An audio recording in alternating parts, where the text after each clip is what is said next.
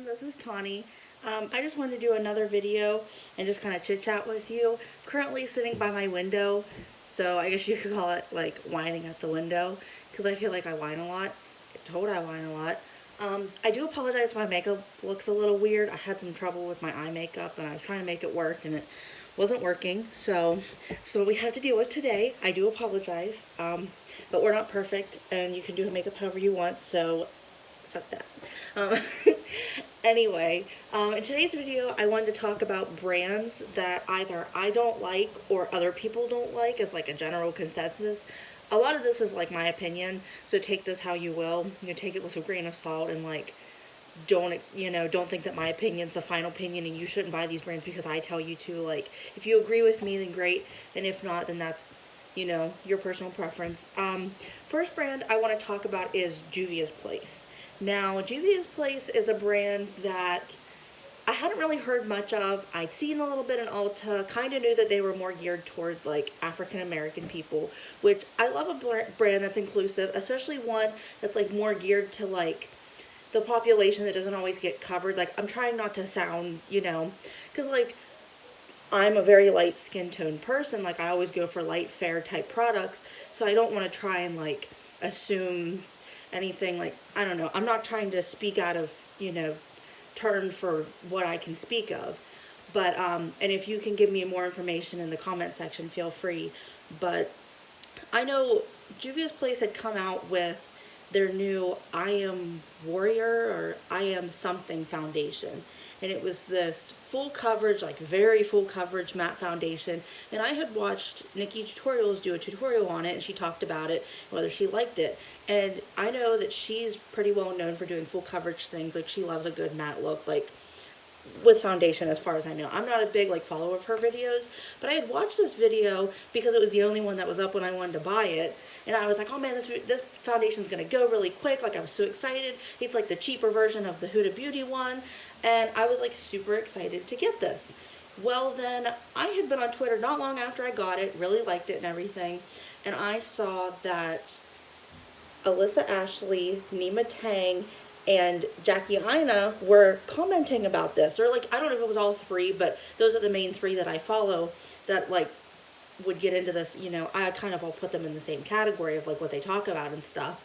But I think it might have been Jackie. Somebody mentioned that the owner of this brand, Juvia's Place, was African American. That's what she like pushes, with her brand.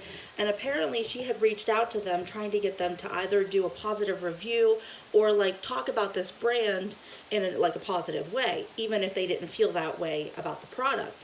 And they said it just kind of rubbed them the wrong way. They didn't like the way things were handled. They didn't really like the ownership. And it kind of gave me like, I almost felt bad that I had bought this product. Now, I'm not always the type to like buy products based on like the background of the brand. Like, I'll buy what I want to buy and like that's my personal preference. But like, this was the first time I had ever really like, should I really use this? Should I just return it? Should I give it to somebody else? Like, and even now whenever I use it, I just kind of like, I don't know, I get this bad taste in my mouth, and it just, I don't know, I don't like a brand that does that to people, that kind of forces them to do, popular reviews just because they want to push that out. Like, if somebody does that, then that's on them. Like, if they're in it for the money and that's it, like, be you.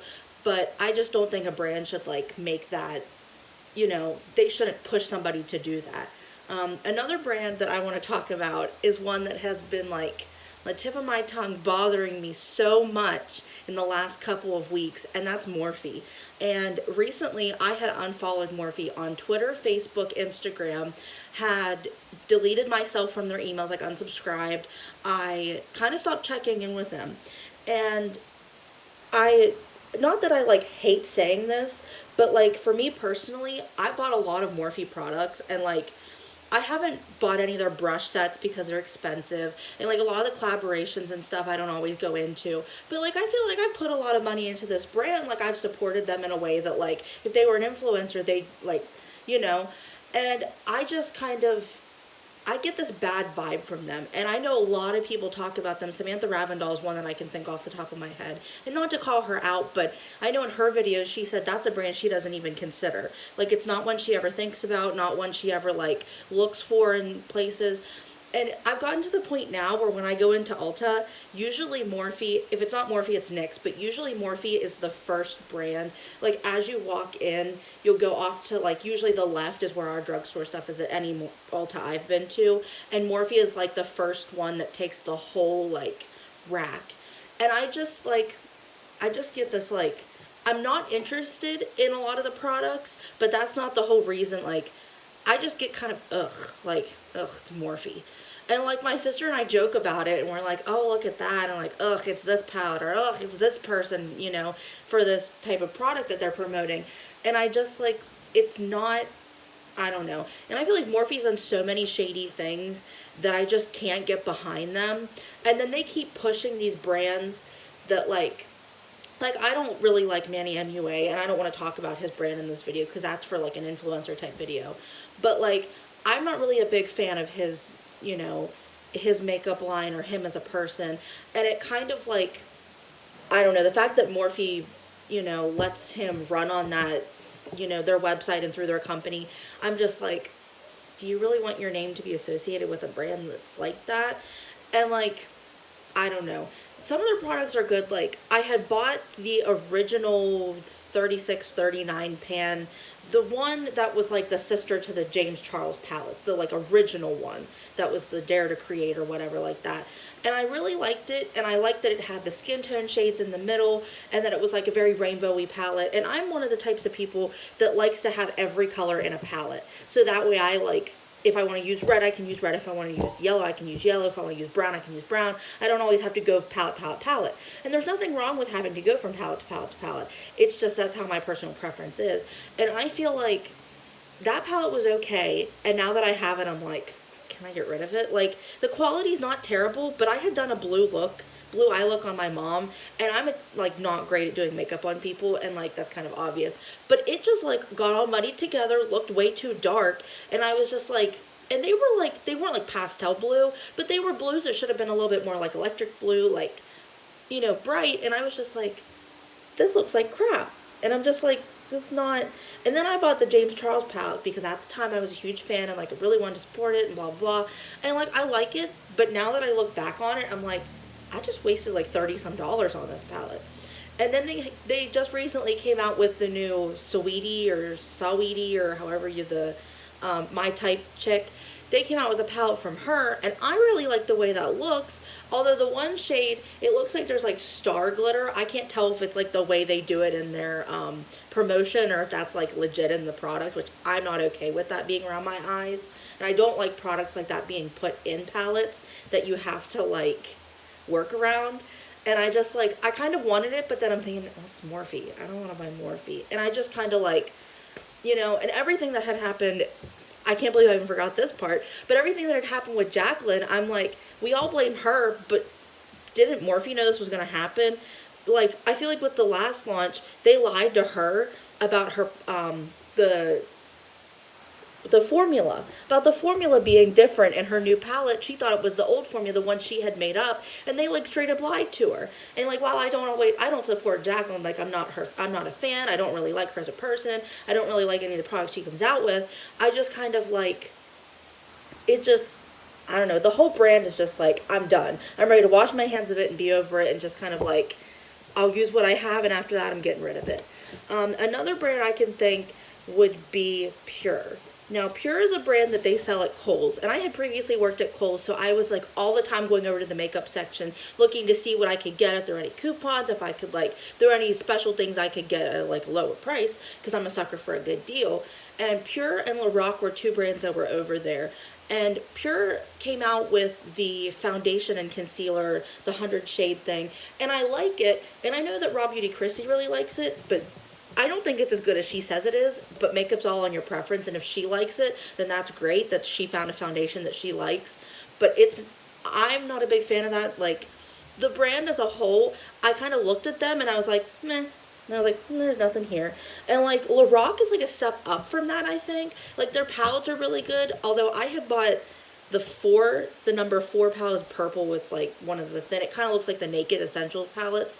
But like, I had bought the number 4 and dropped it. It literally dropped it from like a 2 foot, and it like everything shattered in it. Now I still have most of the shades and it just kind of looks like a little bit chipped off here and there. But like their formula is just so loose that it's kind of like, and I feel like some people don't like that kind of a formula. So that's kind of where I feel like the brand just like, that's where they falter. And then a lot of their products aren't really like things that people want. Like Pure came out with the Barbie collection, which is a great idea, and I loved the packaging. I almost bought a lipstick because I like the packaging. But everybody said the whole collection was just garbage, and it was just a waste of money. And I'm like, you shouldn't have to waste your money, especially when you're paying like $20, $30, even to the $40 range, on these brands that aren't coming out with things that are like worth your time. Another one would be Benefit. Now, Benefit just came out with one of the recent palettes, and it's like in a box. Like everything they do is like a box, and then you get like this little tiny bit in the bottom of the box. So if you have a big brush, you have to like shove your brush down in, and it's just so like, I hate the way that whole thing works. And the packaging, it's like cardboard. It's like, you're not paying for whatever. But they came out with, I think it's like California Love or California in a Box or something like that. Like they always do like cheerleader or like California themed or whatever. I don't even know. They're all kind of in a blur to me. But they kind of just, like, they had 5 shades, and the 6th square was a brush. Who freaking needs a brush? Any more people are buying brushes. Come out with a brush line so people will buy your brush, and then you can make more money instead of putting this stupid little like rinky dink, like one of the cute little like, that they put in CoverGirl stuff. Like it's just so stupid, and it like everything they do is just like, here we have our bronzer and we have our highlighters. Let's put them in another palette and let's just rebrand it as something else. And then 2 months later, hey, we have the same thing again. Why don't you buy it? Nobody wants to buy them in the collections. People that have them, like YouTubers, are throwing them away and getting rid of them because they think, like sometimes people mention the quality's not even the same. So why would you want to buy something like that?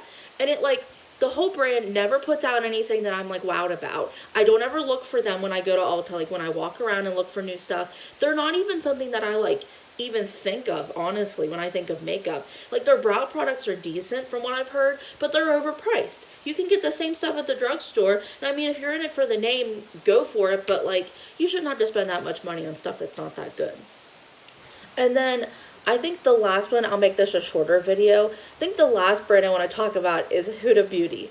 Now, this brand makes me laugh because I think of Robert Welch's videos where he watches the Instagram, people doing their makeup on Instagram or like YouTube videos, and there's always a video on Huda, and she does her, I don't know if her name's Huda or what the deal is, but the woman that owns the company or runs the company or is the face of it, she does all the videos. She doesn't even have like influencers to do them, which I think that's a waste of your, like, get people involved, get influencers involved, get somebody like Nikki Tutorials, Tati, James Charles, get somebody in there to like be the face of this like brand where it's not you, because that's what ABH is doing with Norvina. Now she ends up being like the main face of it, and nobody wants that.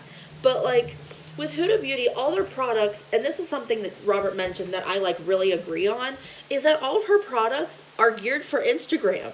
They're not even geared for real life. Like the foundation that everybody raved about that I honestly wanted until I realized like what it did to your skin. It's all like so heavy. Their concealer's so heavy. Their lipsticks even look heavy. And like a lipstick, seriously. And like everything they come out with is just so like intense.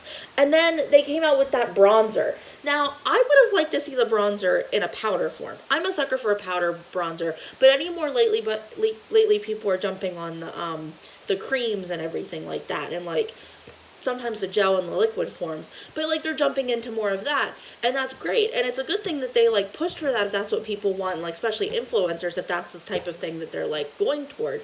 But they came out with this cream bronzer. Now the shade selection looked great, and at the time I had been watching Nima Tang's videos a lot, and she did a video of testing all of the bronzers at Sephora, and she had tested all these ones. Some of them were like concealers, but like divided in half. They were that like you know, they were crazy. They were like white on her skin. And I thought, like, at the time, this was like a great idea. They came out with one that looked super great, and I don't know if it even worked for her. If I'm remembering, you know, probably not correctly, I don't think it even was dark enough for her. And like, she's the darkest person I can think of that does YouTube videos or that would like, you know what I mean? Like, she always says she's like further along in the spectrum on the other end. So, like, those are the types of people that you're going to want to gear that toward if you're going to come out with like these deep dark stuff. But like, aside from that bothering me, it was the fact that it looked like it came in plastic. Like, you needed to depot it to put it somewhere else.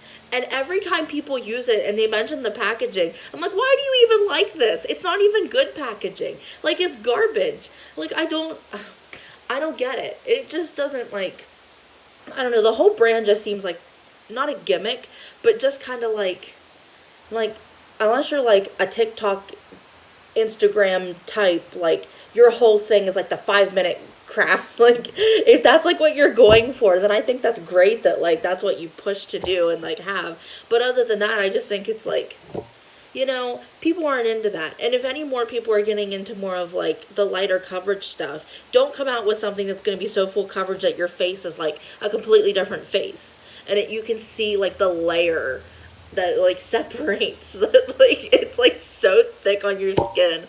I just like, I don't know. If you can think of any other brands, let me know in the comments below. And I can even do a second video because I can definitely think of more things to talk about. And like I said, I love talking. I could definitely make this whining at the weekend thing and get a glass of wine or a bottle of wine because I'm stressed out about the quarantine. Like, I can do all that sort of stuff. And I'm so bored that I can honestly film like 10 videos a day and then give that to you. So, let me know if that's what you're interested in, and I'd love to hear more from you. Please like and subscribe below and share, and I'll get back to you soon. Bye.